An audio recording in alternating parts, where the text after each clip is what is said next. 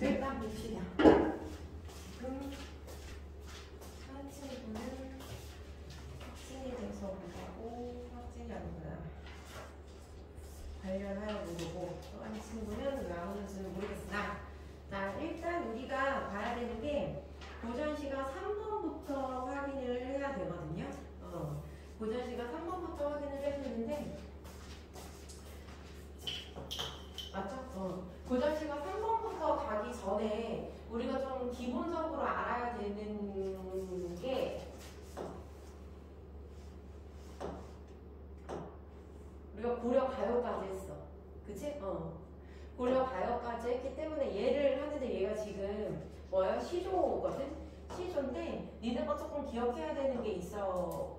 그러니까 마지막 개념 정리를 한다고 생각을 하고 봐주시면 돼. 사실은 이건 니네 머릿속에 있었어야 되는 거고 그리고 이걸 하지 말까? 보통은 안 해. 안 하고 넘어가는데 모르겠어. 내가 너네하고 처음 수업을 하기 때문에 어쨌든 한 번은 잡고 넘어가 봐야겠다.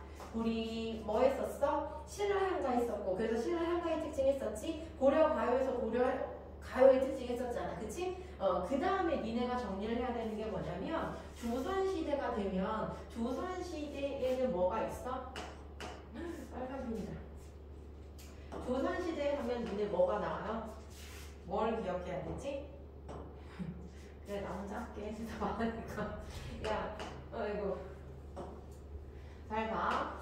조선시대가 되면 조선시대에는 이제 유행했던 노래가 뭐하고 뭐 있어? 시조하고 가사가 있어. 물론 쌤 시조 가사 말고 악장이라는 것도 있던데요. 이렇게 이야기를 할 수 있는데 악장이라고 하는 건 잘 나오지 않아. 악장이 잘 나오지 않고 용비어천가 얘 하나 기억하면 되는데 그래도 시험으로는 실제가 안 될 거란 말이야. 학교 내신은 또 모르겠다. 일단 안 나올 거기 때문에 걔네는 빼고 조선시대 하면 시조 가사 요 두 개를 기억을 하면 돼. 근데 조선시대도 조선 전기하고 후기로 나뉘거든요. 그리고 조선 전기 후기로 나뉘는 그 과정 안에서 내용들도 굉장히 많이 바뀌어. 이 얘기 왜 해준다고 했지? 쌤 이거는 기본적으로 알고 있었어야 되는 거 동시에 니네가 앞으로 레이진을 하면서도 필요할 수도 있고 모의고사 볼 때도 어떻게 한다고 했어? 얘가 설명문 형식으로 나오고 그 다음에 이거 한다고 했잖아. 그리고 실제 2022년 내시문항에 시조에 대한 특징 설명으로 나오고 그 다음에 거기에 해당하는 시도 나왔었고 그죠? 그때도 아마 이게 머릿속에 있었던 친구들은 그거를 뭐 설명문을 주의 깊게 읽지 않았을 거야. 그냥 이거 체크 알고 있는데요 요렇게. 근데 만약에 이거를 암기를 안 한 채로 이렇게 보는 친구들은 설명문 보듯이 이게 뭐지? 그거 뭐지? 기억을 했었을 거라고. 자 그런 차이가 있어. 그래서 마지막 정리하는 거예요. 그래서 조선시대는 시조가사가 있다라고 했는데 조선 전기에 자 고려가 망하면서 내가 쭉 이어서 이야기를 해주는 게 고려시대의 특징이 뭐였냐면 진솔한 표현이었어. 맞니? 기억해야 돼. 진솔한 표현이었어. 솔직한 표현. 왜 평민들이 있었기 때문에. 그래서 어떻게 보면 되게 야하고 되게 뭐 이런 내용들이 있어 라고 했던 것도 기억이 나지. 그치? 근데 고려가 망하고 조선을 세우는 과정에서 조선이 자연스럽게 고려가 망하고 조선이 생긴 게 아니라 망해가는 나라였지만 어쨌든 그 나라를 망하게 하고 혁명을 통해서 만든 나라가 조선이잖아. 그런 역사적인 흐름을 생각을 해보면 조선의 입장에서는 어때? 조선 고려의 백성인 거지. 니네가 백성이야. 근데 하루아침에 왕이 바뀌고 나라 이름도 바뀌었대. 그럼 어때? 민심이 동요할 수 있단 말이지. 왜? 자연스럽게 망하고 새롭게 생긴 게 아니니까. 그래서 그걸 정당화시키기 위해서 만들어낸 방법 중에 여러 가지가 있는데 야 그러면 고려에 있는 것들을 조금 다 우리 없애자. 왜? 고려인의 사람들이 고려 것을 다 빨리 잊어버리고 조선이라는 나라에 빨리 이렇게 영입할 수 있도록 우리 그렇게 해보자 라는 거 하나랑 또 하나는 뭐가 있었냐면 고려의 충신들을 우리가 조선으로 영입을 해가지고 민심을 좀 잡자. 이 두 가지였거든요. 그 두 가지 이제 그런 이제 정치를 가지고 이렇게 이야기를 하는데 자 그래서 조선시대 때 나온 게 뭐야? 유교. 그지? 성리학을 받아들였잖아. 건국이념으로. 내 얘기를 왜 하냐면 그것 때문에 고려시대의 그 노래의 내용과 조선시대의 노래의 내용이 되게 많이 달라져. 그래서 아까 뭐라고 했지? 고려시대에서는 되게 자유분방해요. 그때는 뭐 남존여비 이런 것도 없고 무게사회여서 오히려 여자 중심이었단 말이야. 그렇기 때문에 여자가 밖에 나가면 안 되고 이런 건 절대로 없었어. 전혀. 근데 그리고 뭐 감정을 표현하는 거에 있어서도 뭐 그런 거 전혀 없었거든요. 근데 조선시대로 오면서 성리학이라는 유교 개념이 들어오면서부터 모든 게 바뀌어요. 여자는 집 밖에 나가면 안 되고, 그리고 양반 사대부들도 뭐를 싫어했어? 감정 표현을 솔직하게 하는 걸 별로 좋아하지 않았어. 이해가지? 그럼 딱 두드러진 차이가 뭐냐면 고려시대의 가요는 진솔한 감정 표현의 특징이라면 조선시대에 드러난 시조나 가사에서는요, 감정이 진솔하게 표현되어 있지 않는 게 특징이야. 임금에 대한 것까지도, 충성심까지도 나 너 충성하고 있어, 나 완전 너 그리워, 이게 아니라 여자와 남자의 어떤 이별의 상황으로 빗대서 표현을 하잖아. 충성심도 뭐 매남국죽 이런 걸로 빗대서 표현을 한다고. 그게 이런 역사적인 흐름 속에서 나온 거야. 자, 그럼 봅시다. 조선 전기에, 자, 그럼 조선 전기하고 후기를 나눌 거거든. 자, 그러면 조선 전기에는요, 일단 누가 썼어? 양반 사대부들이 썼어. 작가층은 양반 사대부, 양반들이 썼단 말이야. 일단 양반 사대부들이 뭔가를 썼어. 그러면 아까 얘기했지, 양반 사대부들을 지배했던 그게 뭐라고? 성리학, 유교라고 했지. 그러면 당연한 거 아니니? 자, 작가층이 이러했으므로 내용은 어떤 내용이었겠니? 당연히 어떤 내용? 유교적인 내용. 유교적인 내용일 수밖에 없지. 유교적인 내용이 뭔데? 충이나 효. 그죠? 그 다음에 또 뭐 있어? 자연 친화 같은 거. 자, 그래서 주요 내용이 뭐예요? 유교적인 내용이거나 아니면 자연이 나오는, 자연을 예찬하는, 자연을 예찬하면서 동시에 임금의 충성심까지 드러내는 그런 작품들이 주를 이뤘다고. 그래서 자, 그러면 작가는 양반 사대부였으므로 작가 이름이 있다 없다? 당연히 있겠지. 작가 이름이 거의 존재를 해요. 자, 그리고 조선 전기에 이런 것들을 가지고 있는 게 뭐라고 하냐면 평시조라고 해요. 평시조. 평시조가 뭐지? 3장 6구 45자 내외 상부 율격을 가지고 있다. 이거는 기본이니까 안 적어줄 거예요. 만약에 그거 헷갈린다 그러면 나한테 개인톡으로 얘기해. 그럼 그거 얘기해 줄게. 너무 기본이라 얘기 안 할 건데, 자, 평시조는 형식이 정해져 있잖아. 그지? 자, 그러면 어떤 형식이냐? 3장 6구 45자 내외, 그죠? 일단 초장과 중장과 종장으로 나뉜다. 그럼 일단 몇 줄이야? 3줄이야. 3줄을 넘어가면 뭐가 아니에요? 일단 평시조가 아니야. 근데 단 이런 건 있지. 3줄 넘어가서도 띄우기, 연 띄우기 해가지고 그 밑에 또 평시조가 이어지는 경우는 연시조야. 자, 어쨌든 초장, 중장, 종장 일단 3줄이야. 3줄이고 그 다음에 한 몇 덩어리씩, 한 줄에 4덩어리씩 끊어 읽을 수 있게끔 되어 있어. 이게 사음보겠지? 그치?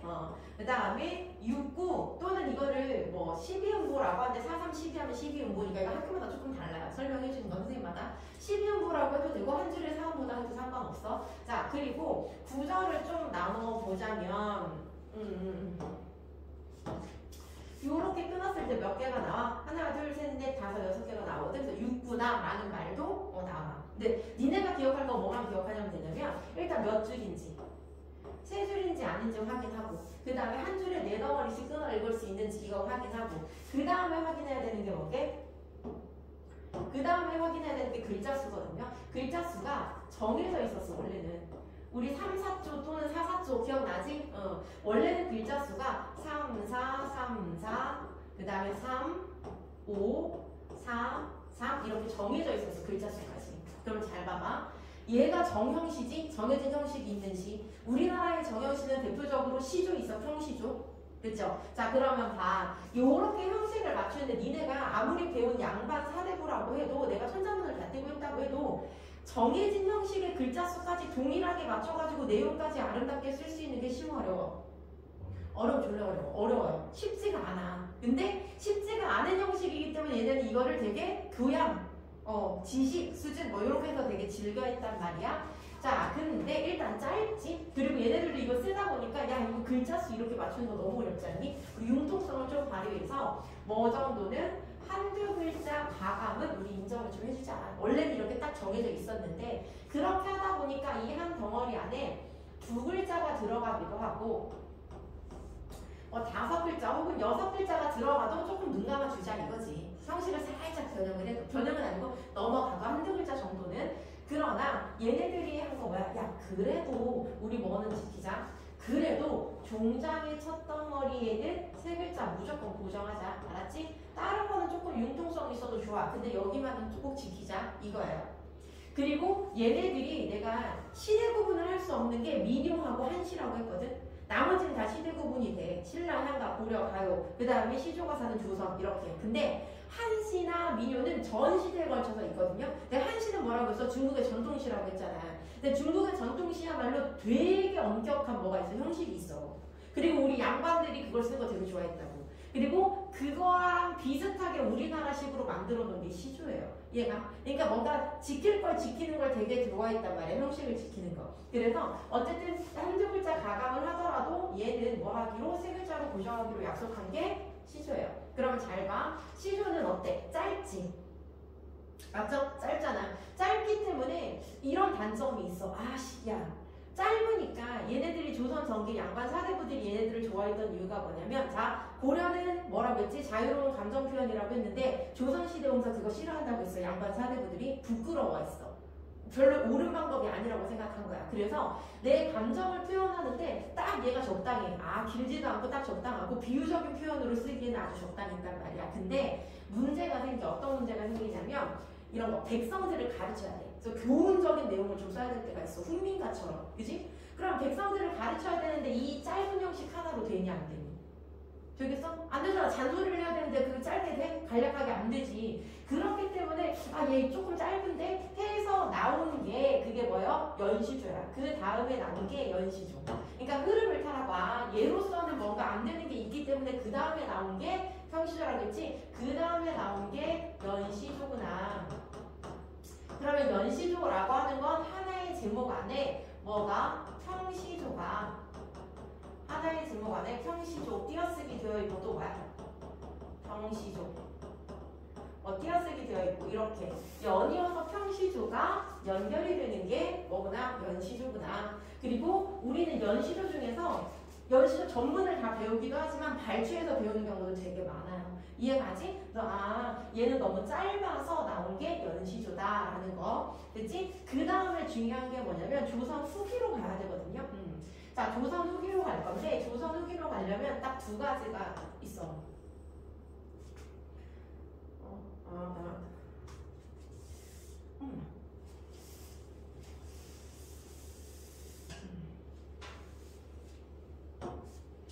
조선 그렇지. 이거는 왜 안 되지? 선 고정이.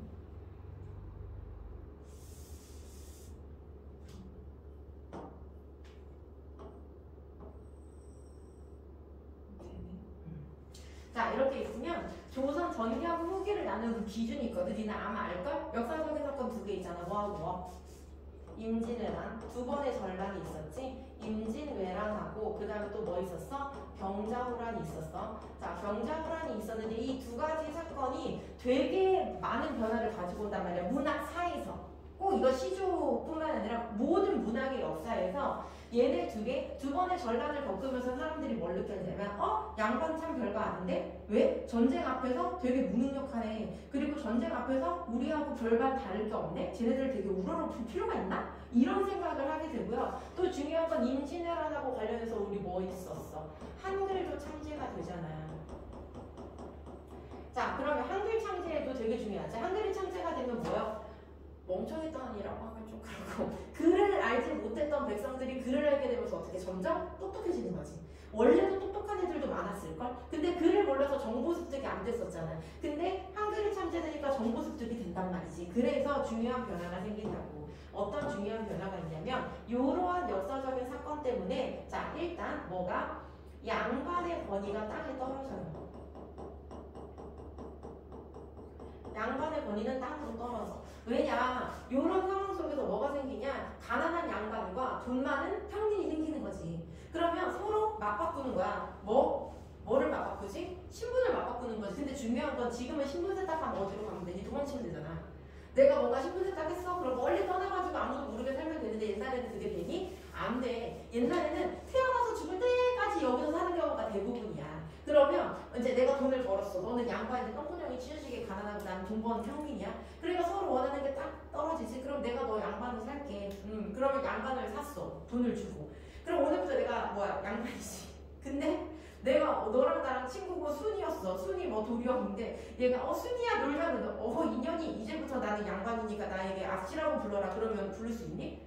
지랄하고 있네. 미쳤나 이렇게 할 거 아니야. 그치? 그러면 얘네들이 의심이 되는 거지. 그런 경우가 하도 많으니까 양반 같지 않은 양반이 너무 많은 거야. 그러니까 제가 양반을 어디서 사원 양반인지 진짜 양반인지 의심가는 애들이 너무 많다는 거지. 그러니까 양반을 샀다고 한 거야. 어제까지 나랑 똑같은 애는 양반을 산 거잖아. 그러니까 양반의 권위가 땅에 떨어지고 신분증에 동료가 있었단 말이야. 그 다음에 뭐가 있어? 평민들이 똑똑해지니까 평민들도 우리 더 이상 이렇게 살지 말자. 평민들의 의식이 반대로 어떻게 해요? 높아지는 거지. 이게 되게 중요한 포인트야.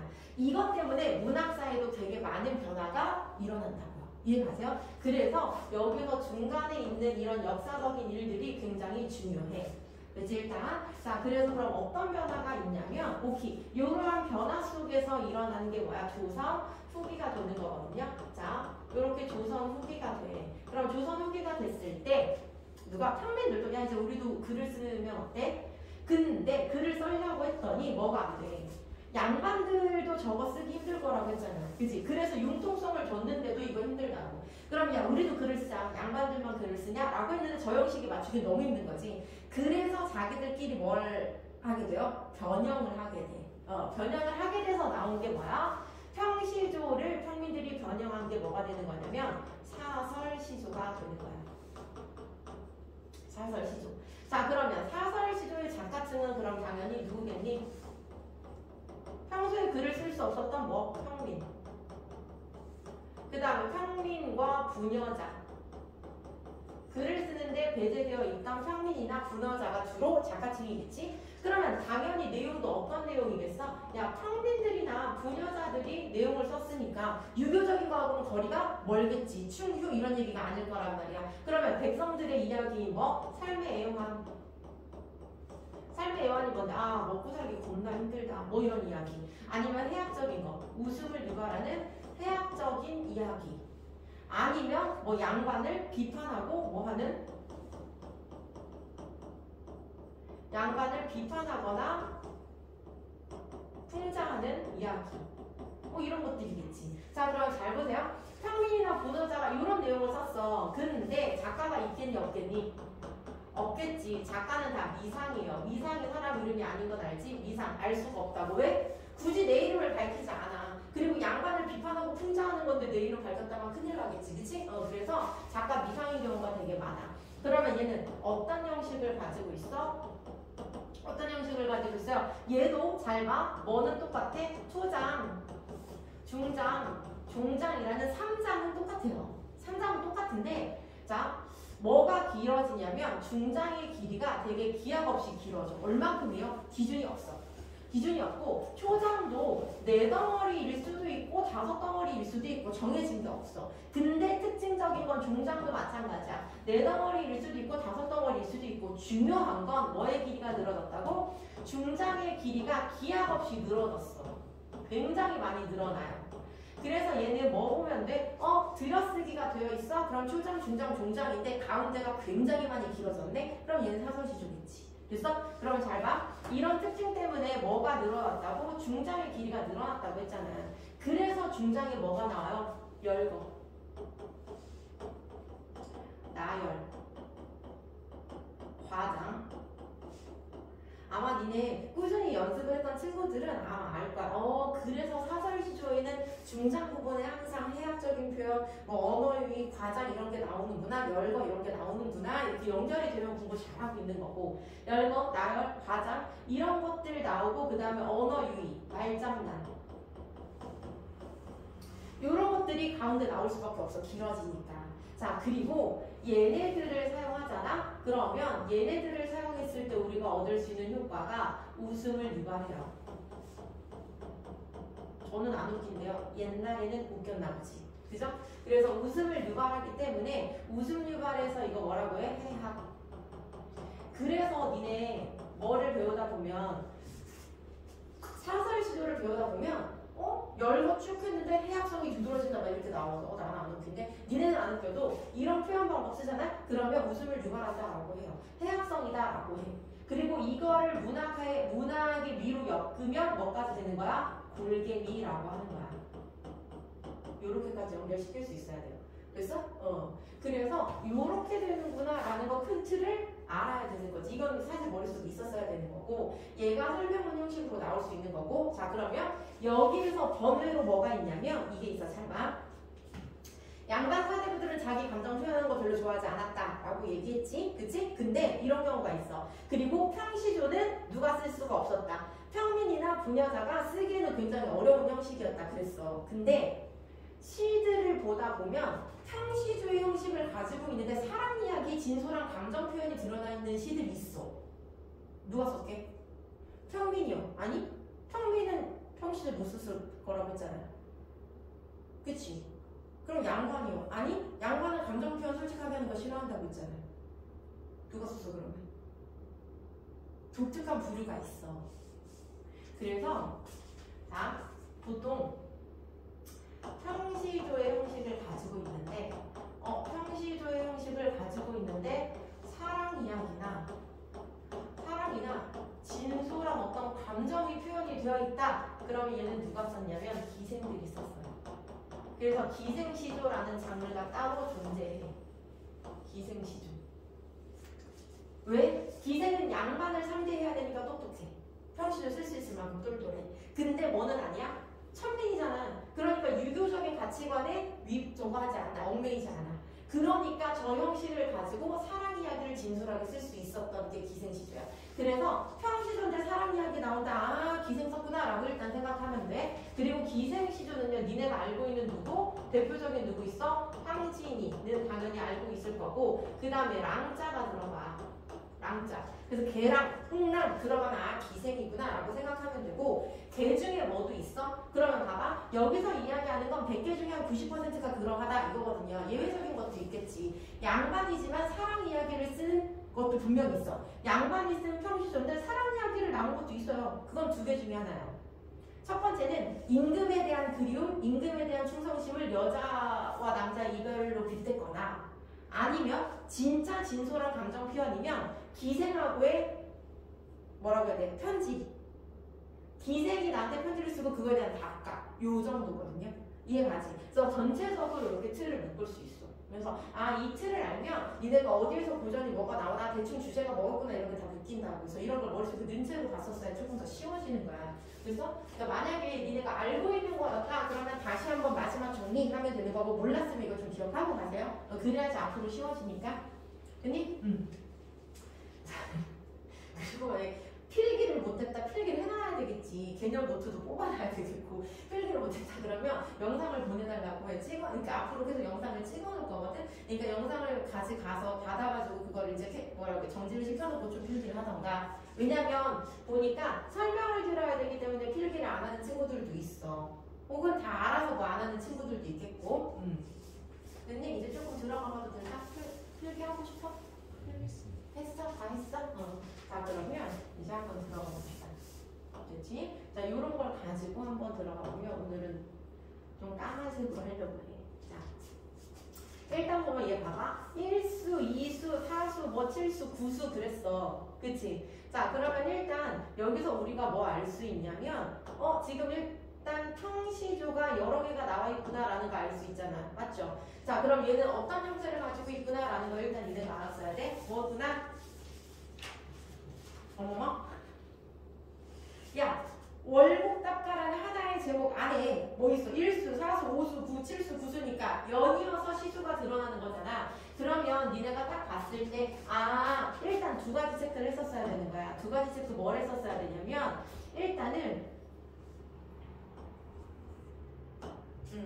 일단은 니네가 체크했었어야 되는 건 첫 번째 이 펜으로 합시다. 자, 첫 번째 정훈이라는 작가가 있구나라는 거. 아, 그럼 양반 사대부가 썼구나. 그럼 내용은 자연적으로 뭐겠구나? 유교적인 내용, 뭐 충이나 효나 자연친화 이런 것들 중에 하나겠네 라는 거 첫 번째 기억을 했었어야 되고, 그 다음에 월곡답가 그랬어. 그럼 볼게. 월곡답가라고 하면 사실 가라고 하는 거 뭐야? 아, 노래. 이 정도 다 알잖아. 노래고. 자, 답가? 답하는 노래인데 그럼 이거는 월곡이라는 사람에게 답하는 노래예요. 근데 이건 사실 모를 수 있어. 왜냐면 월곡이 사람 이름인지 지명인지는 모르잖아. 근데 설명을 해주면 월곡이라는 친구에게 보내는 노래야. 친구에게 쓰는 편지. 답하는 답하는 노래 이거거든요. 아, 그럼 월곡이라는 누구? 친구에게 쓰는 노래, 아니면 친구를 위해 부르는 노래, 또는 친구에게 부르는 글, 뭐 월곡에게 답하는 노래 이렇게 돼요. 친구에게 쓰는, 친구에게 답하는 답가라고 했으니까. 그러면 여기서는 선생님 주제가 뭐라고 볼 수 있네요. 여기서의 주제는 벗에 대한 그리움이야. 벗에 대한 그리움. 그 벗의 이름이 뭐라고? 월곡이라고. 그래서 월곡에게 답하는 노래. 그래서 얘는 원래 지금 발췌돼가지고 1, 4, 5, 7, 9 이렇게 나와 있지만 사실은 10개짜리의 연시조예요. 아, 그래서 얘는 10수의 연시조구나. 원래는 얘가 몇 개야? 10개야, 10개. 10개 중에서 부분으로 발췌해서 쓰이는 거예요. 그러면 전체적으로 월곡이라는 친구에게 답하는 노래, 그럼 친구에 대한 그리움, 친구에 대한 정 이런 내용들이 주로 나와 있겠구나라는 거 보고 자, 일수로 넘어가 봅시다. 자, 딱 보니까 뭐야? 초장, 중장, 종장, 그지? 평시조가 연이어서 이루어지는구나라는 거 알 수 있어. 자, 보자. 일수. 옛사람, 지근사람, 이목구비는 같건만 나 혼자 어찌하여 옛사람을 그리는가. 지금도 옛사람 계시니 그가 내 벗인가 하노라. 자, 일단 여기서 우리가 알아야 되는 게 뭐냐면 지금 여기서 뭐라 했어? 옛사람, 지금사람의 공통점이 뭐야? 이목구비가 같다 그랬거든요. 그러면 옛사람이나 지금사람이나 뭐는 똑같아? 생긴 건 똑같대. 그치? 근데 나 혼자 어찌해서 누구를 그리워한다? 옛사람을 그린다. 우리 고전에서 그리다라는 건 그림 그리는 거 아니고 그리워하는가 이거지? 자, 그러면 지금도 옛사람 계시니, 자, 지금도 옛사람이 계시니 그가 누구래? 내 벗이래. 자, 그럼 여기서 우리 중요한 거 봅시다. 자, 옛날 사람, 여기서 옛사람이라고 하는 건 아마 성현을 이야기할 거야. 성현. 옛사람이라는 건 성현.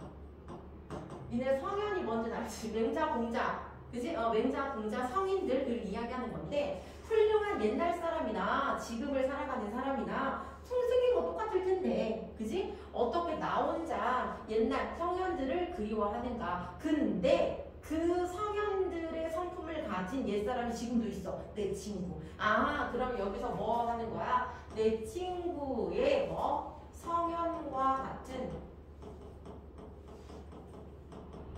뭐를 가지고 있는 거야? 성품을 지니고 있는 거지. 누가? 내 친구가.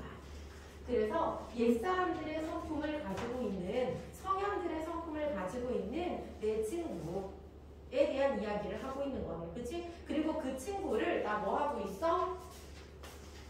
그리워한다 그랬잖아. 그리는가 그랬어. 성현과 같은 성품을 가진 내 친구를 내가 그리워한다 그랬거든. 그러면 성현과 같은 성품을 가지고 있는 내 친구가 뭐 하구나? 그립구나 라는 거 알 수 있어. 맞죠? 자, 그 다음에 니네가 기억해야 되는 건 뭐? 기억해야 되는 건 이거.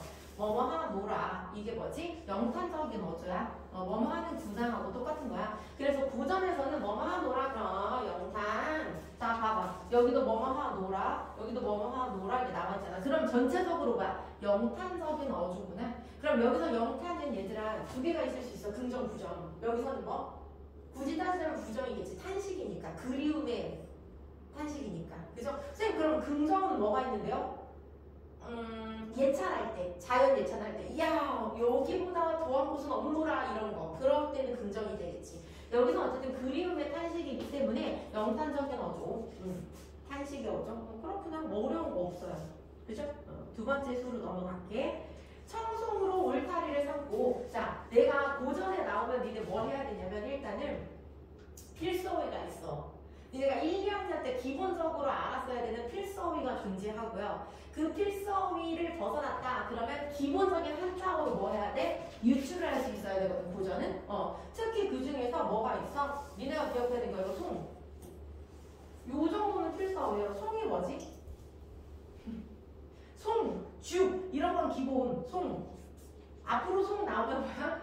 알면서 대답 안 하는 걸로 할게. 소나무. 소나무 하면 니네 뭐야? 지주와 절개. 요 정도. 자, 그 다음에 백운 요 정도도 알아야 돼. 백, 힘, 백의 운, 힘구름. 그치? 아, 그러면 이 정도도 니네가 알아야 되는 건데, 자, 봅시다. 여기서 보니까 얘네들의 역할이 뭔지 한번 볼게. 청송, 푸른 소나무로 울타리를 삼고, 그 다음에 백운, 하얀 구름으로 장을 들었다. 장이 뭔데? 뭔가 두르는 건가 보지. 잘 봐. 니네 여기서 한자를 몰라도 해석이 가능해. 뭐를 통해서? 수식어하고 서술어, 특히 서술어.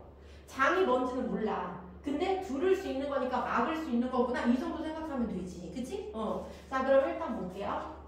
청송으로 울타리를 삼고 백운으로 장을 두르고 잘 봐. 문장 구조가 뭐로 뭐하고 뭐로 뭐하고 그랬잖아. 그럼 비슷한 문장 구조니까 일단 여기서 뭐 쓰였어요? 대구법 쓰였다라는 건 당연히 기본적으로 알아야 되는 거지. 아, 여기서 대구법 쓰였구나. 자, 그리고 뭐하고 뭐로? 이거 청송으로, 그 다음에 또 하나 뭐? 백운으로 울타리를 삼고 장을 둘렀대. 자, 그리고서 어디에 숨어 계신다라고 했냐면 촉상간에 숨어 계신 내 번님, 내 친구가 어디 촉상간에 숨어 있구나. 죄를 지었어요. 이렇게 생각하면 안 돼. 우리가 보통 죄를 지어서 숨을 수도 있겠지만 죄 지은 사람이 뭐 시를 쓰겠니? 그건 아니라 자연에 응거하는 삶을 살고 있구나라는 거 알아야 돼요. 내가 아니라 누가? 내 친구가.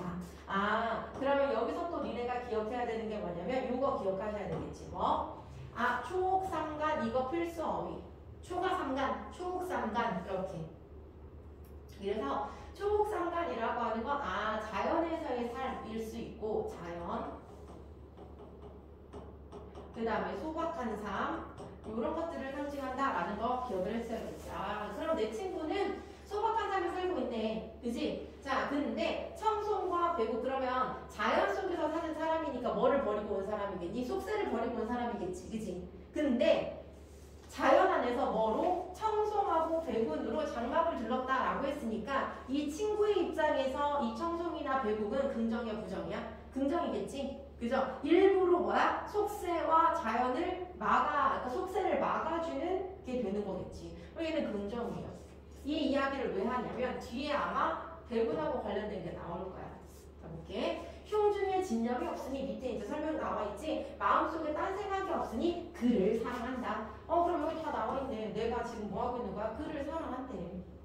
그리고 그가 누가? 내 친구. 내 친구는 지금 청송하고 배군. 그럼 이런 거 뭐라고 했지? 개별적인 자연은 그냥 다 자연이겠지. 자연 속에서 뭘 하고 있구나? 속세를 벗어나서 자연 속에서 살고 있구나. 그리고 그런 그를 나는 사랑한다. 이 정도로 기억을 하면 되겠지. 표현 방법이나 이런 거 다 나와야 돼. 여기서 포인트는 뭐? 배분이라는 거 좀 기억을 하셔야 돼요. 자, 그러면 이거 속세를 벗어나서 살고 있구나 라는 거. 그 다음에 밑으로 넘어와 볼게. 오수. 자, 번님 사는 땅을 생각하고 바라보니, 자, 내 친구 사는 땅을 생각하고 내가 그쪽을 바라보니까 뭔지는 모르겠는데 뭐라고 표현을 했냐면 이렇게 표현했어. 잘 봐. 어디 밭길에? 용주동 밭기오 구름다리 위 로다. 로다 얘도 뭐야? 뭐뭐하 노라 얘도 영탄이고요. 뭐뭐 로다 얘도 영탄적인 어조거든.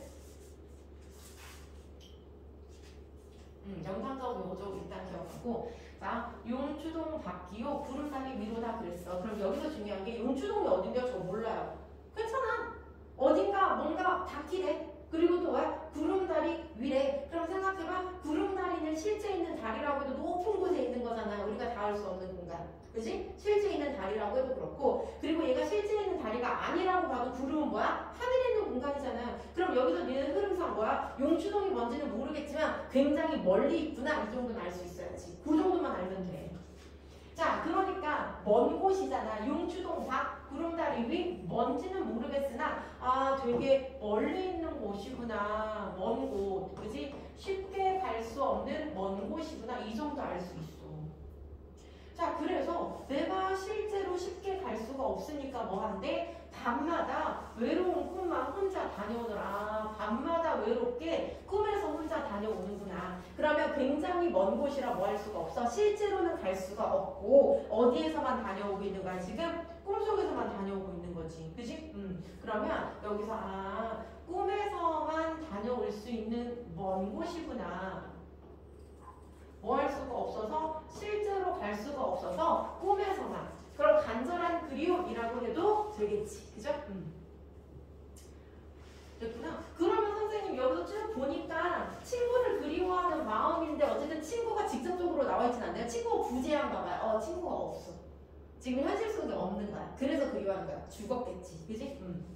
자, 그 다음에 트리스 볼게요. 뇌는 첩첩하고 구름은 잦았으니. 자, 지금 뇌라고 하는 거 이 정도 니네 알지? 뇌가 뭐야? 산이잖아. 그죠? 산은 첩첩산중 막 쌓여있고 구름이 너무 많아. 고인의 집터가 고인 뭐야? 옛사람이거든. 여기서 우리 뭐 유추할 수 있냐면 지금 친구 얘기 막 하다가 고인 나왔잖아. 아, 이 사람도 뭐구나? 죽었나 보다 라는 걸 알 수 있겠지. 자, 그러면 여기서 고인의 집터? 아, 그러면 내 친구는 벗이 없구나. 지금 죽었다 라고 확신하기보다는 벗의 부재. 없구나. 없는 대상을 지금 내가 그리워하고 있나 보다 라는 걸 알 수 있겠지. 그러니까 고인의 집터를 바라봐도 볼 수 없어. 그럼 잘 봐. 고인의 집터를 바라보는데 볼 수 없는 상황이니까 내가 보고 싶은 거야? 안 보고 싶은 거야? 나 또 혼자 나 혼자 얘기하네. 보고 싶어 안 보고 싶어 지금? 보고 싶은 거잖아. 그치? 근데 보고 싶은데 볼 수가 없는데 누구 때문에? 누구 때문이야?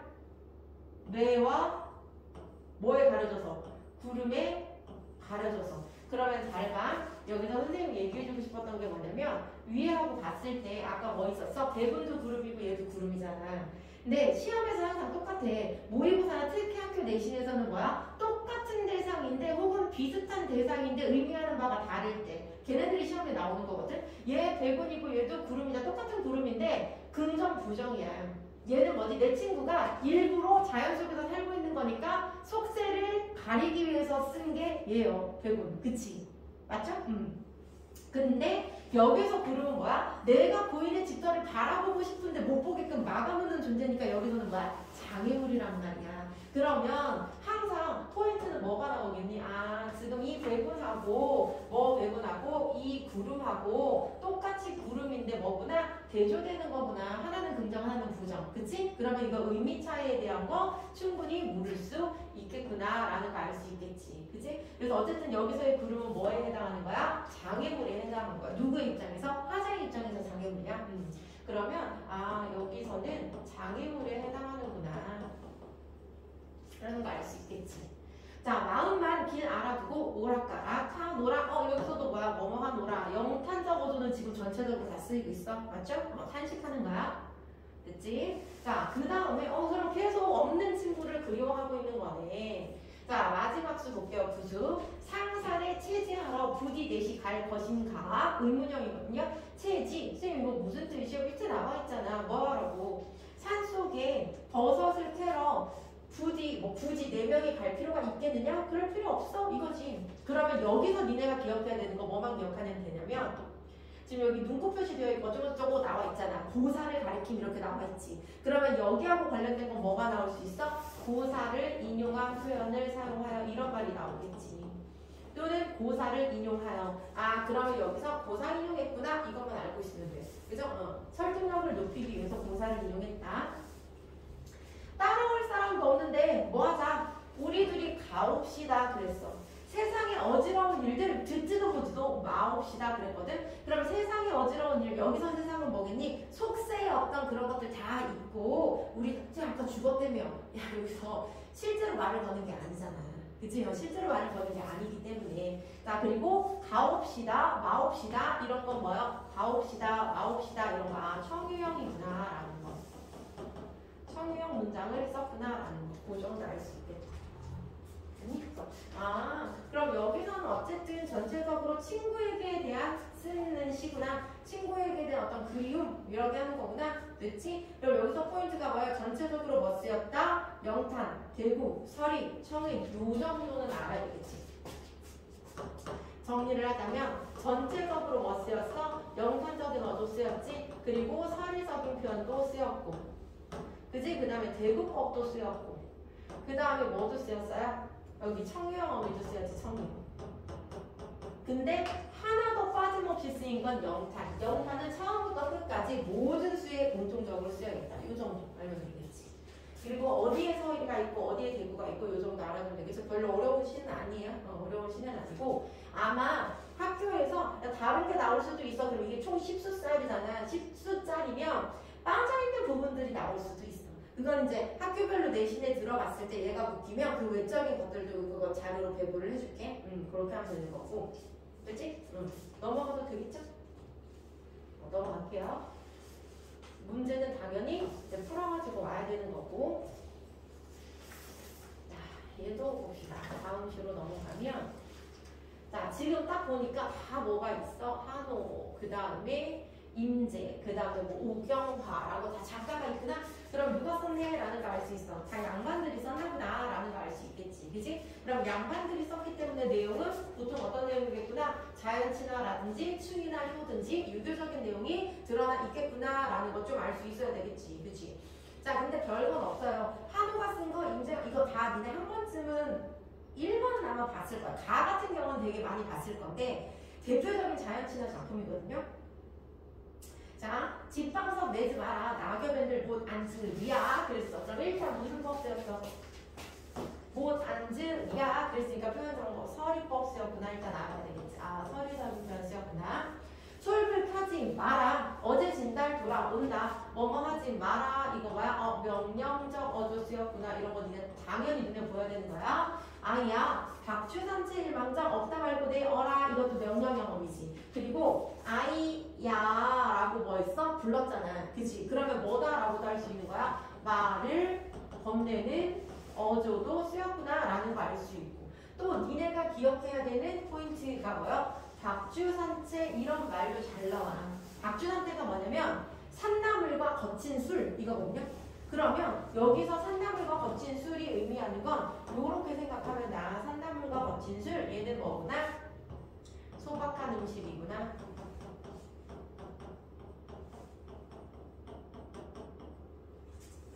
그러면 소박한 음식 나오면 뭐야? 자연 속의 삶이구나 라는 거 알 수 있어.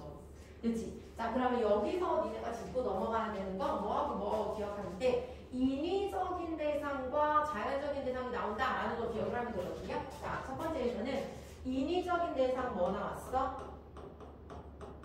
인위적인 대상과 그 다음에 자연적인 대상 나왔어. 인위적인 대상 뭐였지? 집방석 내지 마라 그랬잖아. 집방석 내지 마. 그리고 솔불 억지로 켜지 마 그랬잖아. 낙엽에 앉을 수 있고 달 돌아온단 말이야 라고 했지. 그치? 그럼 인위적인 대상은 뭐냐면 집방석. 집으로 만든 방석 낼 필요 없어. 그리고 인위적으로 뭐야? 솔불 만들어서 킬 필요 없어 그랬잖아. 왜냐면 낙엽에 앉으면 돼. 그리고 솔불이 없어도 뭐 지난 저녁에 있던 달이 다시 돌아올 거거든. 그러면 여기서 뭐야? 집방석, 인위적인 거, 자연적. 이걸 통해서 표현하고 싶었던 건 뭐냐면 자연 친화적인 태도. 아, 그러면 니네가 알아야 되는 거 뭐야? 인위적인 거하고 자연적인 거하고 뭐 나오네요, 선생님? 대조적인 표현, 대비적인 표현이 나오네, 일단. 그치? 자, 그리고 인위적인 대상하고 뭐하고 자연적인 대상을 대조해서 얻을 수 있는 효과가 뭐구나? 자연 친화. 자연 친화적인 태도를 이야기하고 싶었던 거구나. 자연물의 대조를 통해서. 그치? 그 다음에 안빈낙도 자연 속에서 즐거움. 쌤, 가난함 속에서의 즐거움. 쌤, 여기서 안빈낙도가 어디 나타나는데? 여기 박주상체 일망정. 야, 거친 술하고 나물 일망정 없다 하지 말고 갖고 와. 나 즐기게, 즐겁게 먹게 이거거든. 그러면 가난하지만 뭐 할 수 있다는 얘기요? 즐거움을 추구할 수 있다 이거거든. 그래서 정리를 해보자면 여기서는 자연 친화적인 태도구나 이 정도 알면 돼. 그 이유로 나올 수 있는 건 없어요. 자, 두 번째, 나시는 배경 지식을 알면 좀 괜찮을 것 같아. 자, 임재라는 사람이 양반인데 풍류를 즐겼던 사람이거든요. 그러니까 풍류를 굉장히 즐겼던 사람인데 이 사람이 어딘가 이제 전국을 떠돌아다니면서 풍류를 즐기는 사람이야. 그러니까 막 자연에서 술 먹고 기생들하고 놀고 막 이런 걸 되게 좋아하는 사람인데 이제 어디에 갔다가 돌아오는 길에 오랜만에 그러니까 왜 풍류를 즐기는 사람들은 전국 방방곡곡에 친구들이 있잖아. 황진이랑 친구야. 그래서 놀러 간 김에 내가 황진이를 만나러 갔는데 황진이가 불과 내가 오기 전에 한 4개월 전에 죽었대. 그래서 죽었다는 사실을 듣고 그거를 이제 슬퍼하면서 무덤에 가가지고 황진이의 무덤가에서 쓴 시거든요. 그러면 보자. 아, 그런 배경 속에서 오케이. 그러면 황진이의 죽음을 슬퍼하면서 무덤가에서 썼구나라는 걸 알고 보자. 청초 우거진 골짜기에 자느냐 누웠느냐. 지금 뭐 하고 있어요? 자느냐 누웠느냐. 그 다음에 또 홍안을 어디 두고 백골만 묻혔느냐. 자, 그럼 자느냐 누웠느냐, 그 다음에 묻혔느냐. 지금 의문형으로 이야기하고 있는데, 그럼 여기서 중요한 건 뭐냐면 선생님 여기서 지금 의문형 어미를 사용하고 있잖아요. 근데 의문형 어미가 진짜 질문을 하기 위한 게 아니라 뭐야? 탄식 허탈함, 독백을 통해서. 자, 의문형, 그리고 이거는 진짜 질문이 아니라 독백체잖아. 그러면 의문형과 독백을 통해서 표현하고 싶었던 게 뭐냐면 탄식, 허탈함. 누가 죽어서? 내 친구가 죽어서. 풍류를 즐길 수 있었던 내 친구가 죽었기 때문에 되게 허탈한 마음, 탄식의 마음을 의문형의 독백으로 표현을 한 거다라는 거. 그치? 자, 그러면 잘 봐. 청초 우거진 골짜기 그랬거든. 그럼 여기서 한번 살펴보자. 야, 푸른 풀이 우거진 골짜기라고 하는 건 어디겠니? 무덤이겠지. 무덤가에 가면 푸른 풀이 막 있으니까. 그치? 그럼 얘는 무덤가구나 라는 거 알 수 있겠고. 자, 그 다음에 이야기하는 게 뭐냐면 홍안을 어디 두고 백골만 묻혔느냐 그랬거든. 그러면 홍안, 그 다음 백골은 뭐야? 하얀 뼈잖아. 죽음인 거고. 홍안은 우리 필서이라고 해요. 홍안이 붉은 얼굴이잖아. 붉은 얼굴은 보통 누구를 이야기해? 젊은 여인을 이야기하거든. 아름다움 이런 걸 상징하거든. 그래서 야, 아름다운 젊은 얼굴은 지금 너 어디다 두고 백골만 묻혀있니? 그지? 자, 그러면 그래서 잔자가 권할 리 없으니, 그럼 뭐야? 잔자가 권할 리가 없다라고 하는 건 뭐 부재지. 그죠? 부재. 친구의 부재. 여기서는 황진이겠지. 그를 슬퍼하노라. 뭐하노라. 그럼 영탄법이네. 그치? 자, 그럼 여기서 정리를 해봅시다. 여기서 정리는 지금 홍안이 나오고, 여기도 대조적인 표현 나와. 그지? 홍안하고 뭐 나와? 백골. 그죠? 홍안은 젊음, 살아있을 때, 그 다음에 백골은 죽음을 이야기하는 거니까. 근데 대조적인 시어가 나오고 또 어디? 청초가 나오거든요. 그럼 여기는 일단 대조라고 할 수 있고, 얘네들이 어디? 청초. 그리고 청초가 뭐라고 했지? 무덤이라고 했잖아요. 그러면 대조적인 시어를 통해서 뭘 하고 있구나라는 걸 알 수 있어. 인생 우상. 젊은 아름다운 얼굴인데 다 어디가 뭐다 뼈가 인생 우상을 이야기하는 거구나라는 걸 알 수 있어. 그럼 여기서 이야기하고자 하는 건 인생 우상. 인생 무상이라는 감정을 청초라는 단어, 그 다음에 홍안과 백골이라는 대조적인 단어를 통해서 이야기하고 있구나라는 걸 알 수 있어요. 이 시들은 너무 쉬워서 사실. 자, 마지막 시는 더 쉬워요. 자, 곡구롱 우는 소리에 낮잠을 깨어 일어나 보니 그랬거든. 곡구롱은 꾀꼬리. 그럼 꾀꼬리 우는 소리가 선생님 봄인가 봐요. 그럴 수 있어. 그리고 또 중요한 건 뭐야? 곡구롱 우는 소리 그랬으니까 여기서 뭐다라고 해도 돼요? 청각적인 심상이라고 해도 틀린 말 아니겠지. 그치? 자, 화자가 꾀꼬리 우는 소리에 봄에 낮잠을 자다가 일어났어. 그럼 낮잠을 자는 것도 되게 평온한 거 아니야? 평안하고 평온한 상태? 그래서 이제 새소리에 껴서 이렇게 보니까 여기 봐봐. 작은 아들은 글을 읽고 며느라기는 배를 짜고 어린 손자는 꽃놀이를 하고 마추아라는 건 마침 지엄이라는 건 부인이죠. 내 부인은 술을 만들었나 보지. 그래서 술을 이렇게 맑은 술을 거르면서 맛보라고 하더라 그랬거든. 그러면 잘 봐. 우리 여기에서 조금 알 수 있는 게 뭐냐면 각자 작은 아들은 뭐하고 며느리는 뭐하고 각자 할 일을 하네. 그죠? 각자의 역할, 조화 뭐 이런 걸 이야기하고 있는데 여기서는 뭐냐면 각자의 역할을 하고 그 각자의 역할을 뭘 이루고 있어? 조화. 그래서 평화로운 모습을 표현하고 있구나. 이 정도 알면 돼요. 쌤, 그럼 여기서 각자의 역할과 조화를 이루는 모습을 나열했다라고 할 수도 있어요. 나열했잖아. 이걸 뭐 누가 알고 해야 돼? 뭐는 뭐하고 뭐는 뭐하고 뭐는 뭐했다 그랬잖아. 그지? 조화를 이루는 모습을 나열을 하고 있다라고 해도 맞는 거지. 그리고 선생님 지금 중간이 얘가 막 되게 두드러지진 않았는데 중장이 늘어났잖아. 그지? 그럼 얘 뭐라고 할 수도 있어? 얘는 사설시조네요. 사설시조야. 눈에 띄게 굉장히 많이 늘어나지 않았어도 어쨌든 사고가 파괴가 됐잖아. 얘 사설시조야.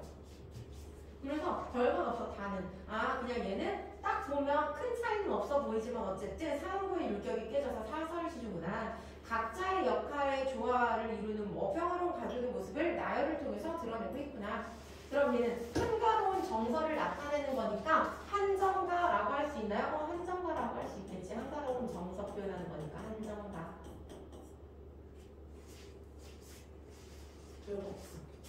이렇게 어렵지가 않아. 그렇지? 그런데 한 번씩 쭉 정리하면 될 것 같아요. 뒤에도 어렵지 않고 니네가 어려운 건 이제 유황사 얘가 어려운 건데 뭐야? 니네 2시 반 이상 혹시 2시에 끝나는 줄 알았는데 깜짝 놀랐네. 맞지? 자, 그 다음에 볼게요. 음악 하면 빨리빨리 나가고 우리는 여러 가지를 해야 되기 때문에 놀아줄 시간이 안타깝네. 자, 얘도 지금 딱 보니까 다 뭐가 있어? 선생님 얘네들도 다 작가가 있네요. 양반이 썼나봐요. 양반들이 썼어요. 근데 여기서는 사랑에 대한 이야기들이 나와 있어. 근데 얘도 어려운 내용이 아니거든요. 그냥 쓱 보면 알 수 있을 거예요. 자, 김상윤, 송시열 다. 송시열은 되게 유명한 사람이고. 얘도 간단하게 넘어갈 거야. 사랑이 거짓말이, 임사랑 거짓말이. 꿈에와 벤단말이 그더욱 거짓말이. 자, 그럼 봐봐. 일단 여기서 우리 알 수 있는 게 뭐냐면 이거야. 사랑이 거짓말이야. 누가 날 사랑하는 거. 이미 날 사랑한다는 말은 거짓말이야. 그럼 일단 뭐 반복하고 있어? 거짓말, 거짓말, 거짓말 반복하고 있거든요. 그러면 네가 한 말이 거짓말이야 라는 걸 반복된 시효를 통해서 강조한다. 이거 당연히 맞는 거고. 그지? 자, 그럼 봐. 그리고 또 여기서 우리가 알아야 되는 게 뭐냐면 여기 있어.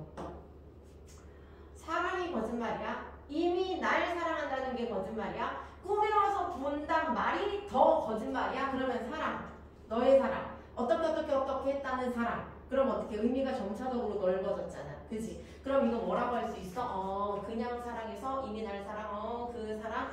그러면 여기서 점층적으로 뭐가 되고 있구나? 확대가 되고 있구나. 점층법 사용했다. 점층적인 확대다라고 해도 맞는 말이겠지. 그리고 어떤 단어를 반복해서 거짓말이라는 말을 시어를 반복해서 어떤 효과를 노리려고 하는 거구나 라는 것도 알겠지. 거짓말이다라는 걸 강조하고 싶은 거야. 왜냐? 지금 뭐라고 했냐면 꿈에서 와본단 말거 다 거짓말이야. 왜냐면 나같이 잠 안이 오면 그럼 여기서 우리 중요한 거 있어. 나같이 잠이 안이 온다. 우리 밤에 잠 못 자는 거 뭐라고 하지?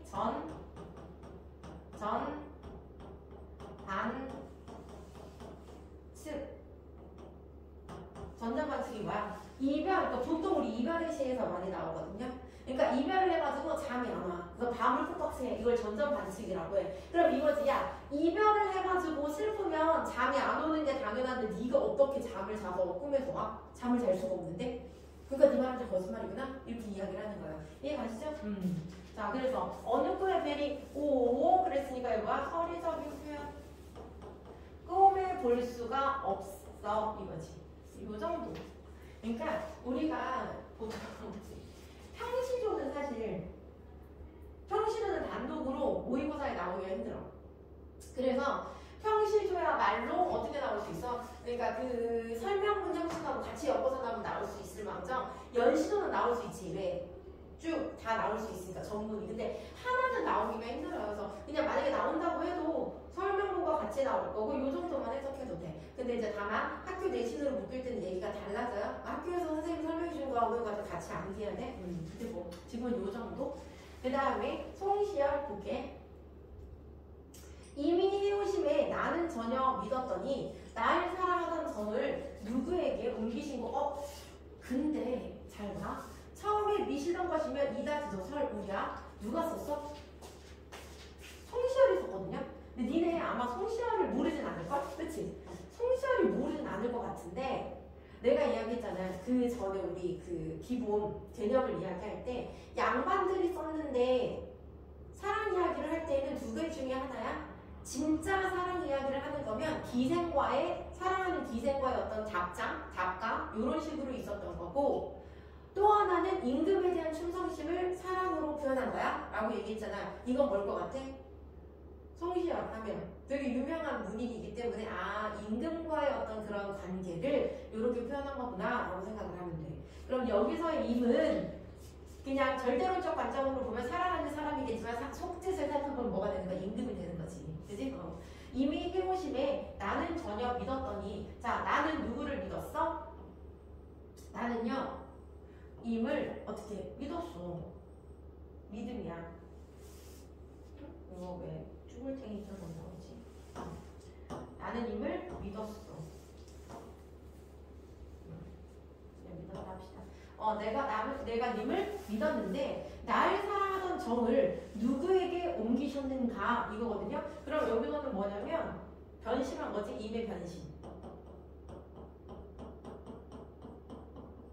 근데 여기서 겉으로 보면 임의 변심이지만 사실은 뭐가 되겠니? 간신배에게 속아가지고 내가 유배가 됐거나 그죠? 그러니까 나를 더 이상 이제 관직에 머물게 않게 했거나 뭐 이런 것들을 이야기하겠지.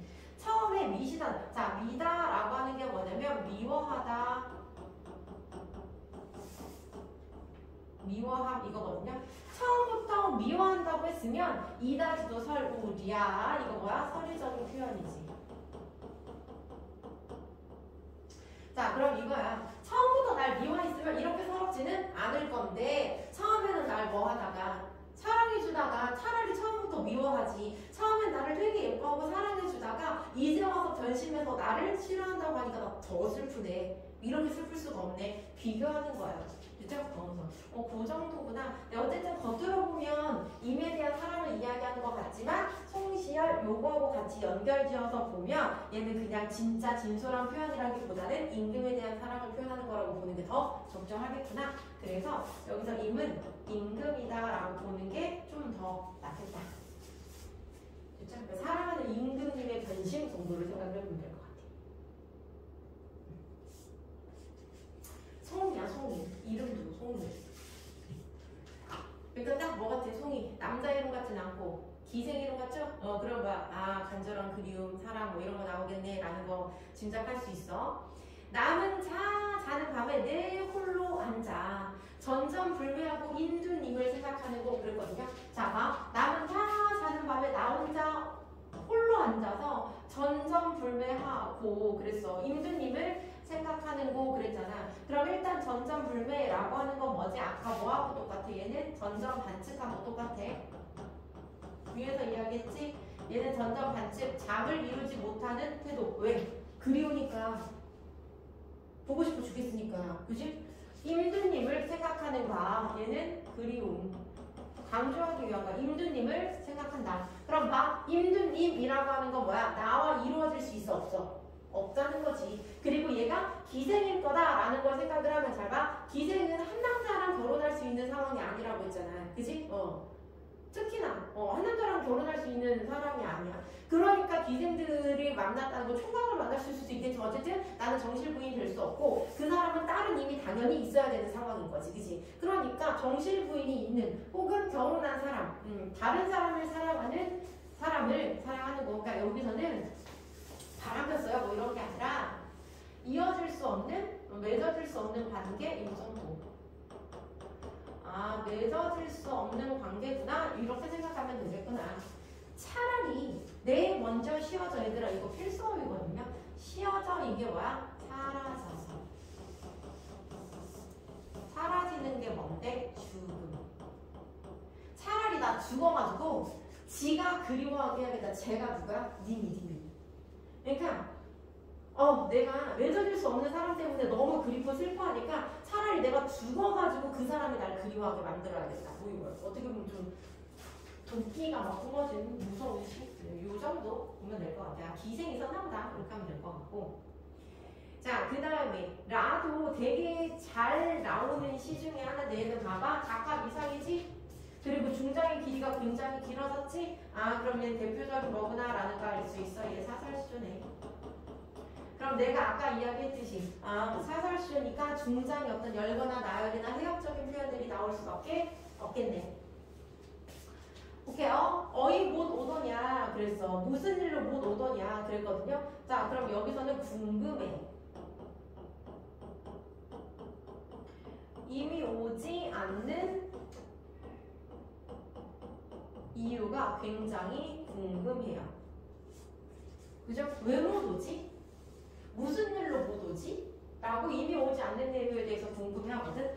중장 볼게. 너 오는 길에 무쇠로 성을 쌓고, 자, 잘 봐. 무쇠로 성을 쌓고, 성 안에 뭐 쌓고? 담 쌓고, 그 다음에 담 안에 뭘 쌓는데? 담 쌓고, 담 안에 집을 짓고, 그 다음에 집 안에 뭐 하고? 뒤주를 놓고, 뒤주는 쌀통이야. 뒤주 안에 괴짝을 놓고, 괴짝 안에 너를 결박해서, 결박이라는 건 이렇게 묶어서 쌍배목 외 걸쇠 용어묵 자물쇠로 깊이 얘는 음성 상징어죠. 깊이 잠갔나? 너 어떻게 그렇게 안 올 수가 있어? 그랬거든요. 그럼 여기서 일단 알 수 있는 게 뭐냐면, 자, 성을 쌓고 성 안에 담 쌓고 담 안에 집 쌓고 일단 꼬리를 무는 표현 방법 이거 뭐지? 원수명사는 빨개면 사과는 맛있어. 꼬리를 물었으니까 일단 여기는 연쇄법 쓰였어요. 연쇄법 쓰였고, 그 다음에 성 안에 담 쌓고 담 안에 집 넣고 집 안에 뒤주 괴짝 상황이 점점 어때? 극하게 바뀌잖아. 그지? 그럼 얘는 뭐다라고 할 수 있어? 연쇄라고 할 수도 있고 점점 상황이 급박해지네. 점층이라고 할 수도 있네. 야, 그리고 설마 요렇게 하진 않았을 거 아니야. 그럼 뭐다라고 해도 돼요? 과장이라고 할 수도 있어. 있어. 연쇄, 점층, 과장. 네, 그리고 여기 보니까 쭉 나열했는데요. 열거라고 해도 되겠는데요? 안 써지네. 열거 라고 해도 돼. 연쇄, 점층, 과장, 열거. 그리고 이걸 뭐 했어? 상상하고 가정했어. 그러면 여기서 중장의 내용은 뭐냐면, 자, 이미 오지 않은 이유가 내가 궁금했잖아. 근데 알 수가 없으니까 어떻게 했어? 오지 않는 이유를 이미 오지 않는 이유를 상상하고 가정을 해본 거야. 아마 이런 이유 아니면 못 오는 거 아닐 텐데, 이렇게. 됐어요? 그래서 여기서 이미 올 수 없는 이유를 해학적으로 표현하고 있다. 그럼 맞아, 틀려? 맞아. 나열했으니까, 과정했으니까 해학이라고 해도 돼요. 한 달이 30날인데 날 보러 올 하루가 없으리야. 이거 선의적인 표현이잖아. 이해할 수가 없어. 이해를 못하겠다 이거지. 그러니까 처음에는 이미 오지 않은 이유가 궁금했어. 그래서 내가 뭘 해봤어? 상상을 해봤지. 근데 이런 과장적인 상황이 아니라면 나를 보러 올 이유가 보러 오지 못할 이유가 없을 것 같은 거지. 그래서 아무리 내가 생각을 해봐도 한 달이 30날이나 되는데 나를 못 오는 거 이해할 수가 없어. 그래서 이미 오지 않은 이유를 이해할 수 없다. 이 정도예요. 근데 여기서 포인트는 뭐야? 사설시주구나. 그리고 이미 오지 못하는 이유를 열거, 점층, 과장 여러 가지 표현 방법을 통해서 나열을 했구나. 그래서 해학성을 가지고 있구나. 요 정도 기억하면 돼. 그쵸?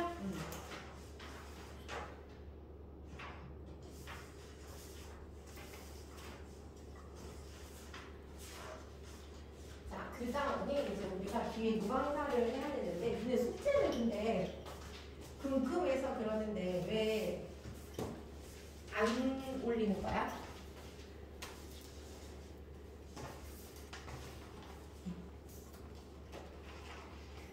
무방사가 제일 중요한데 쟤를 빨릴 수 있을 것 같은데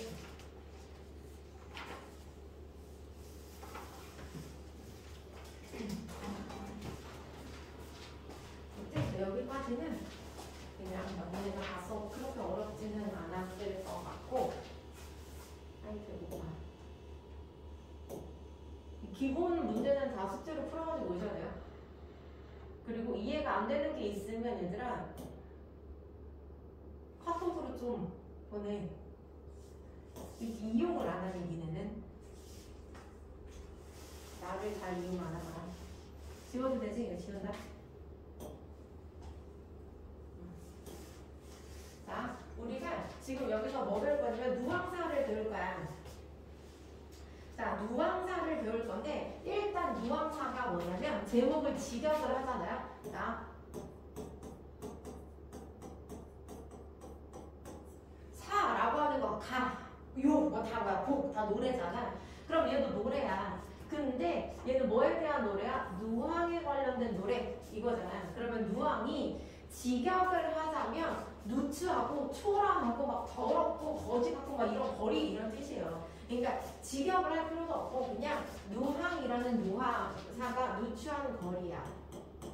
누황이라는 거 누추한 거리. 그러면 누추한 거리에 대한 노래가 되겠네요. 누추한 거리에 대한 노래. 그러면 잘 봐. 얘 누가 썼냐면 지금 누가 썼다라고 양반이 썼어. 박인로라고 하는 사람은 전쟁에도 참여를 했었던 장군이거든요.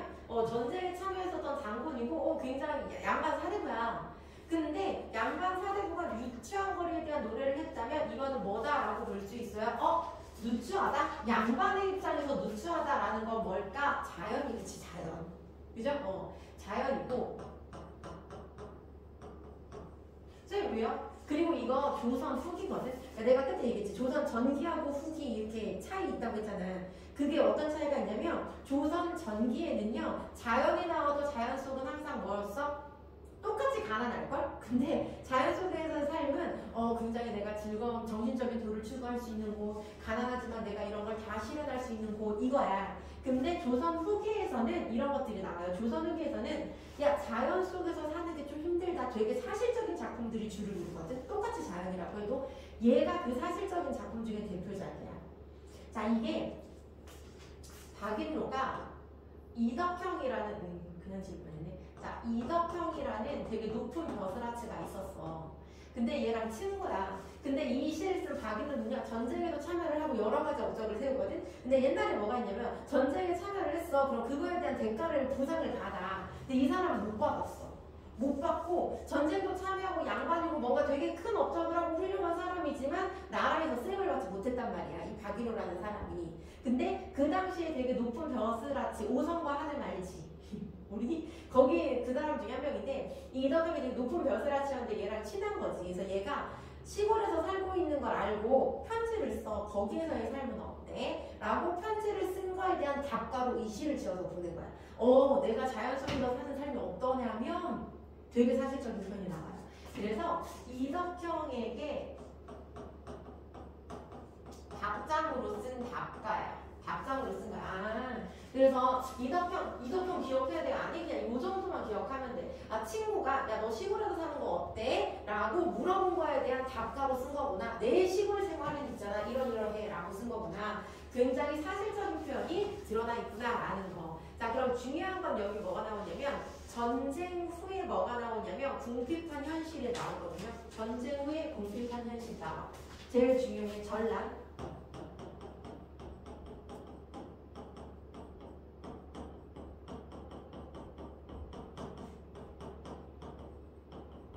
자 실제로는요 전쟁 후야. 전쟁 후라서 먹고 살기 너무너무 없어요. 양반이지만. 그리고 내 노비도 있고 뭐 이런 애들도 있는데 걔네들도 먹여 살릴 수가 없는 되게 궁핍한 현실이거든. 근데 얘는 뭐를 추구하고 싶어? 현실은 이거야. 야 현실은 전쟁 후에 궁핍한 현실이거든요. 근데 얘는 양반이잖아. 그러니까 가난함 속에서도 뭘 추구하고 싶어? 정신적인 거 추구하고 싶고 안빈납도 하고 싶고 이게 양반 사대부들의 이상이라고 했잖아. 가난하지만 도를 추구하고 막 이런 거 하고 싶거든. 그래서 얘가 양반으로서의 어떤 사대부로서의 이상이 있잖아.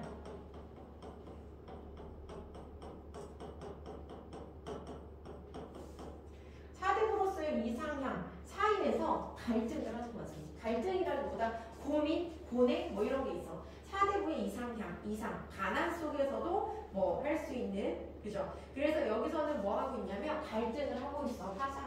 아, 사대부의 이상향. 그럼 얘가 뭔데? 이상이겠지, 이상. 얘는 이상. 그지? 꿈꾸는 거. 그리고 얘는 뭐야?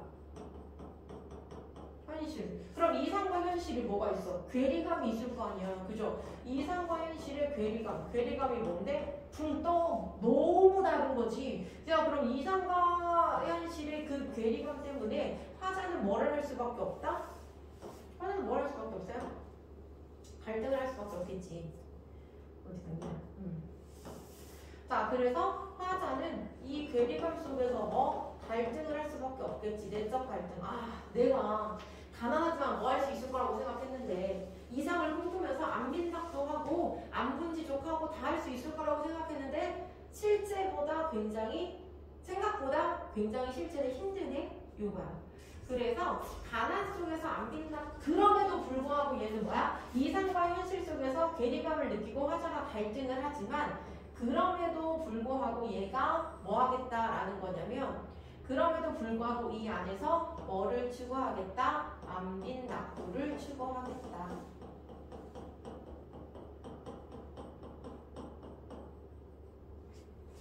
살짝 갈등을 한다고. 아, 힘들어.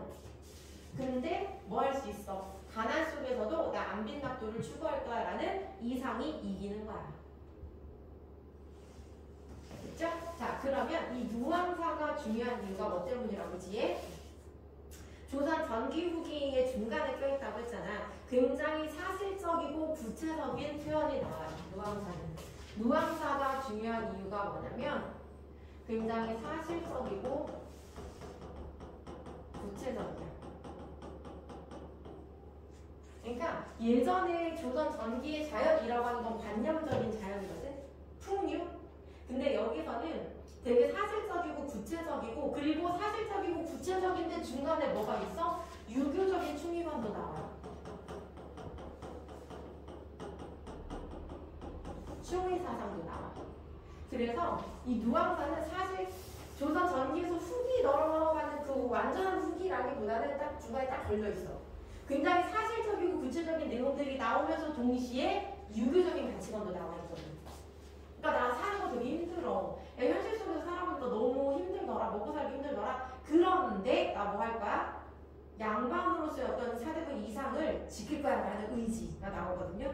됐어? 그래서 되게 중요한 작품이에요. 누앙사는. 그래서 만약에 모의고사에 나온다라고 하면 누앙사가 나올 수 있어. 중요해. 모의고사에서 잘 나올 수 있는 거기 때문에 잘 기억을 해보자. 됐지? 그래서 전체적으로 이런 내용이구나 라는 거 기억을 하고 그 다음에 조금이라도 해볼 수 있는 거 한번 해봅시다. 자, 그럼 일단 니네가 기억해야 되는 게 뭐냐면 여기서 형식을 봐야 되겠지. 그지? 우리 아까 했으니까. 자, 어떤 형식이냐? 자, 어리고 우월한 건 인에 의해 더는 없다. 몇음보의 율격을 가지고 있네라는 걸 알 수 있어. 한 줄에 사음보의 율격을 가지고 있네요. 자, 한 줄에 사음보의 율격을 가지고 있는데 일단 뭐 넘어갔어? 세 줄은 넘어갔지. 그렇다고 해서 띄어쓰기 하고 뭐는 없어. 연시조의 형식은 아니잖아. 그럼 이런 얘네는 뭐야? 사음보인데 연속체네. 사음보의 율격을 가지고 있는데 연속체다라고 하는 건 뭐야? 가사문학이지. 그럼 잘 보세요. 사음보다라고 하는 건 운문의 형식을 가지고 있는 거야. 운율을 느껴지니까, 그지? 근데 연속체다라고 하는 건 내용상으로 볼 때나 전체적으로 보면 산문의 형식을 가지고 있다고도 보지, 그지? 그래서 우리는 뭐야? 운문과 산문의 뭐다? 중간 형태다라고 하지. 뭐를? 가사를. 가사문학은. 그러면 얘는 지금 뭐래? 가사문학이구나라는 걸 알 수 있겠네. 왜? 아까 뭐 있었다고 했지? 연시조로도 너무 짧은 거야. 내가 할 말이 드럽게 많은데 연시조도 너무 짧아가지고 아예 그거의 한계를 보완한 게 얘예요. 그러니까 길게 쓸 수 있는 거. 자, 그러면 얘는 뭐가 없어? 연속체라고 했잖아. 그럼 뭐의 길이에 제한이 없어요? 행의 길이에 제한이 없어. 행 길이에 제한을 두지 않아요. 진짜로요? 진짜로. 그래서 이거 A2로 한 5-6장 넘어가는 시도 있잖아. 행 길이에 제한이 없다. 그니? 그럼 이제 내용을 보자. 가사문학이구나 라는 거 알고 가봅시다. 우월하다 지금 눈코표시 되어 있잖아. 가난하다 이거야. 그리고 어리석다 이거고. 자, 어리다라고 하는 거 필수어휘지? 이 정도 니는 알아야 되는 거야. 뭐야? 어리석고. 자, 그럼 어리석고 어리석은 건 나 위에 더 없다. 그러면 얘는 나의 어리석음을 강조하는 거네? 라는 거 알 수 있죠. 그죠? 그러면 왜 나를 어리석다라고 했나 한번 보자. 일단 나라고 하는 건 화자인데 화자가 자신이 뭐 하다라고 했어? 어리고 우월하다 그랬으니까 어리석다 그랬어. 그럼 화자는 자기 자신을 어리석다라고 생각하고 있군. 끝. 기룡 화복을 하늘에 붙여두고 누왕 깊은 곳에 초막을 지어두고. 자, 그러면 여기서 우리 알 수 있는 거야. 기룡 화복을 어디에 붙여뒀대? 하늘에 붙여뒀대. 그럼 여기서 우리 알 수 있는 이 사람의 태도 뭐게? 야, 기라고 좋고 나쁘고 모든 일은 하늘이 만든 일이지. 그런 거야. 운명론적 세계관이라고 할 수 있어 없어? 있지? 자, 그럼 여기서 뭐야? 아, 운명론적 세계관이구나 라는 거 알 수 있어. 여기서 운명론적 세계관. 자, 그러면 어쨌든 내 팔자다라고 생각을 하고 누왕 깊은 곳에 초막을 지어두고 그랬어. 그럼 누왕이라는 거 누추한 곳이라고 했지? 자, 초막이라고 하는 건 초가집이지? 그럼 우리 여기서 알 수 있는 거 뭐예요? 아, 누왕이라는 단어나 초막이라는 단어를 통해서 자연 속에 있구나, 자연 속의 삶이구나 라는 거 다시 한번 확인할 수 있어. 초가집을 지어두고, 아, 그러면 지금 이 사람 어떤 삶을 살고 있구나? 자연 속의 삶을 살고 있는데 자연 속에서 되게 가난하구나 라는 거 알 수 있겠지. 자연 속에서 가난한 삶을 살고 있구나. 풍조 우석에 썩은 짚을 뗄 감사맛을 가난하다라는 건 일단 여기서 누왕이라는 단어를 통해서 알 수 있고, 뒤에서는 구체적인 행동 등을 통해서 이 사람이 되게 가난하구나 라는 거 알 수 있어. 야, 풍조 우석에라는 건 비 오고 바람 불고 아침 저녁으로 변화무쌍한 그런 날씨에 썩은 짚을 뗄 감사마 다톱밥, 소읍죽, 연기도 하도할시야. 자, 그럼 봐봐. 되게 불쌍하거든요. 자, 변화무쌍한 날씨에 썩은 지푸라기로 뗄감을 사갔거든. 자, 근데 다톱밥에 서읍죽이야. 그럼 되게 조그만한 밥, 되게 조그만 죽이거든요. 그럼 되게 보잘것없는 음식이지. 그지? 되게 보잘것없는 음식에 자, 하도할시야. 이거는 필수어휘야. 니네 알아야 되는 거. 많기도 많구나 이거지? 그럼 이거 뭐야? 야, 되게 보잘것없는 음식 하는데 야, 국제면 끓이는데 연기만 드럽게 많네 이거거든? 가난한 처지를 부각시킨다라고 할 수도 있어. 그럼 다톱밥, 소읍죽이라는 건 아주 보잘것없는 음식, 보잘것없는 음식 또는 가난한 음식이라고 해도 되겠지? 자, 보잘것없는 음식을 하는데 연기만 더럽게 많네 이 얘기야. 아, 가난하구나 라는 거 알 수 있어. 자, 얼마 만에 받은 밥에 그럼 뭐야? 오랫동안 밥을 못 본 거지? 헐벗은 자식들은 장기 버려 졸밀 뒤지 나아오니 인정청리에 차마 혼자 먹으려는가? 그럼 어때? 혼자 먹을 수가 없어. 그지? 자, 그러면 누구를 줬어? 혼자 먹을 수가 없어서 자식들에게 다 줬다는 얘기예요. 중요해요? 아니, 중요하지 않아. 그냥 그렇구나. 왜냐면 내가 얼마 만에 밥을 가지고 왔어. 근데 그 밥 가지고 조그맣게 죽을, 왜요 선생님? 야, 최대한 많은 사람이 뭐가 될 거 아니야. 쌀을 가지고. 그럼 그걸 불려가지고 뭐 하는 수밖에 없어? 숭늉처럼 죽처럼 만드는 수밖에 없어. 근데 되게 초라한 음식에 나 혼자 먹을 수 없고 자식을 다 줬어. 자, 이런 거 되게 가난함의 표현이지. 덜 데운 숭늉에 빈새를 쏟을 뿐이 로다. 그럼 야, 이거 영탄인데 뭐겠니? 탄식이겠지. 탄식.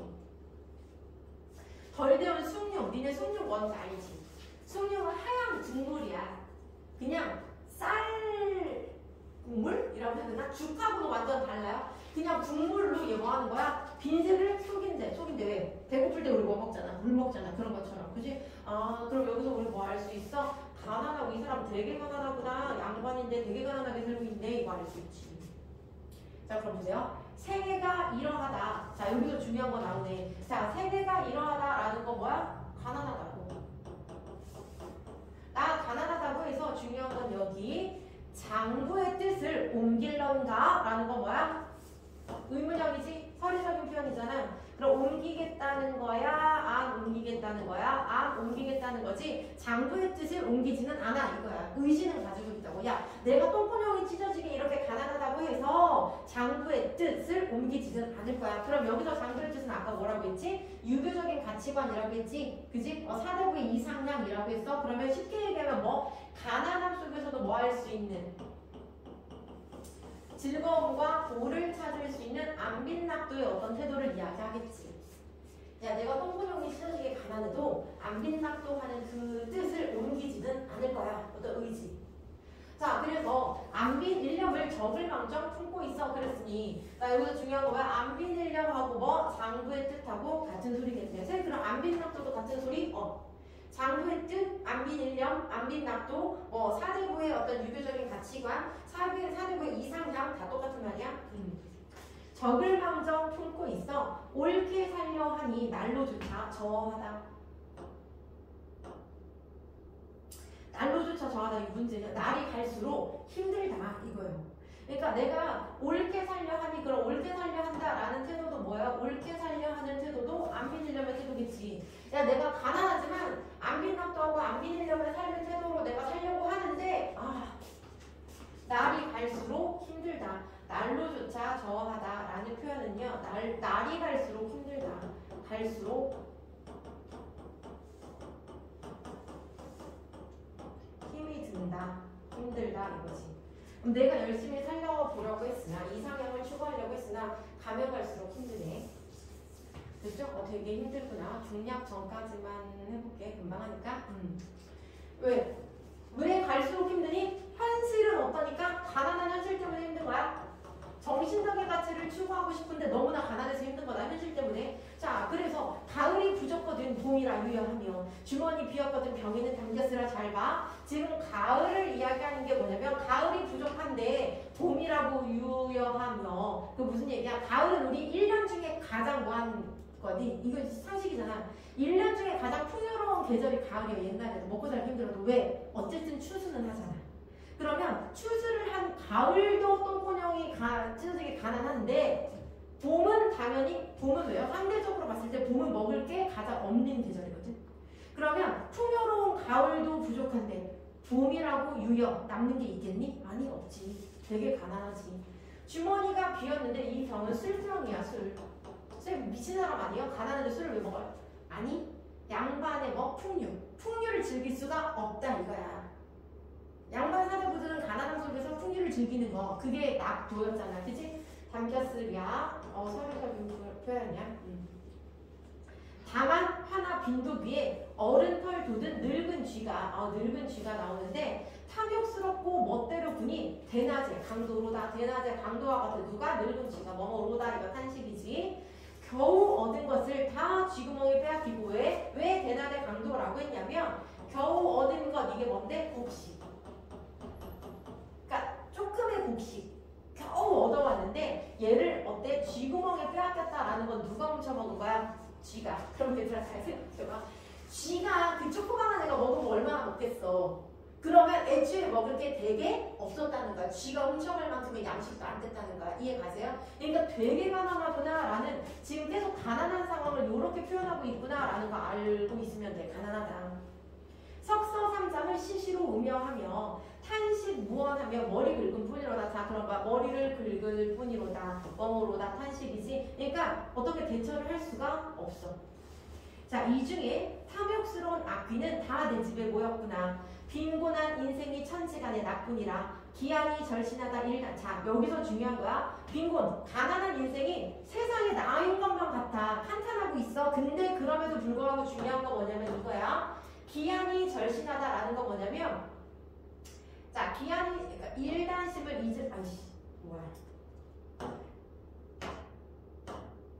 자, 기한이 절신하다 일단심을 잊으려는가 되게 중요한 표현인데 기한이 뭐냐면 추위와